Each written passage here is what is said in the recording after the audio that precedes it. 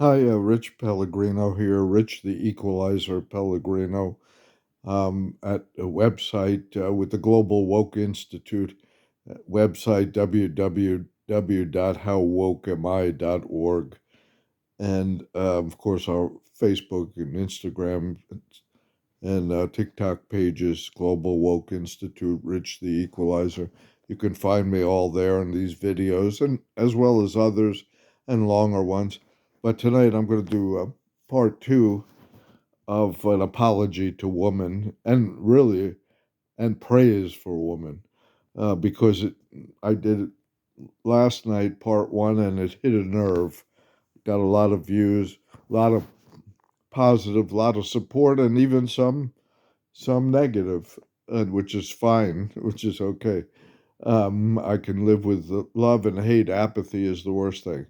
I'll respond first of all to one of the comments, the negative comments. A lady, so it said she was a lady, said, "What women's rights have been abused, or what rights don't women have?" Okay, I guess maybe she's not from the US or hasn't been here long or doesn't know history, current history, even in the US. But if you know, we have failed to pass an equal rights amendment for decades, guaranteeing women equal pay, you know, for equal position and equal capacity. So we don't have equal pay, okay, for men and women, which is a travesty in the modern world. It's barbaric. Of course, there's plenty of discrimination and sexual abuse of women in the workplace. If you don't know that, you live in a bubble. Um, so, and then, of course, maternal child deaths, or childbirth deaths are on the rise, as well as other cancer and so forth among women, especially women of color, because doctors, especially male doctors, especially white doctors, don't pay attention to women's concerns, to their expressions of pain. And so they overlook and misdiagnose, especially women of color. Those are just a few, but sexual abuse and predatory sexual behaviors is uh, epidemic and endemic to this society, and we know it. If you live in a bubble, that's your choice. Um, and secondly, she said that Kamala Harris was no example because she lied during the campaign. Well, she didn't specify which. Be happy to correct or explain anything that she said that you think's a lie. But really, you're going to bring up lying? It's so hard to defend the indefensible, which is Trump, and defend voting or supporting for Trump. I really feel sorry for men and women, for anybody, any human that has to try to defend that choice. Um, you're going to complain about a campaign lie or lies. Number one, where have you been? This is America. There's never been a campaign without lying, exaggerating on both sides, on all sides. The goal is to win. They're in it to win it. And actually, the GOP is way better at lying, especially about hate, expressing hate for certain groups and lying about them. But the Dems do it too. Everybody does it. But really, the liar in chief, really, the historical liar, is is Trump. I mean, media departments have had to hire whole fact checking departments, just to check, all of his thousands and tens of thousands of lies. So really, you're going to bring up a lie or two on the campaign trail and compare that to the character of Trump? I really feel sorry for you. But there is hope. 70 million of us did the right thing, and we're willing to welcome the other 70 million or however many who will admit they made a grave error by voting for and supporting a serial predator, sexual predator, serial liar, serial fraudster, serial criminal, and the list goes on and on. there's no more moral justification for supporting him. But anyway, let's get back to woman. So in the I don't hide that my two main inspirations are scripture, all the scriptures, but the Baha'i scripture being the most recent, but all the scriptures of all the religions and all spiritual paths, including indigenous ones.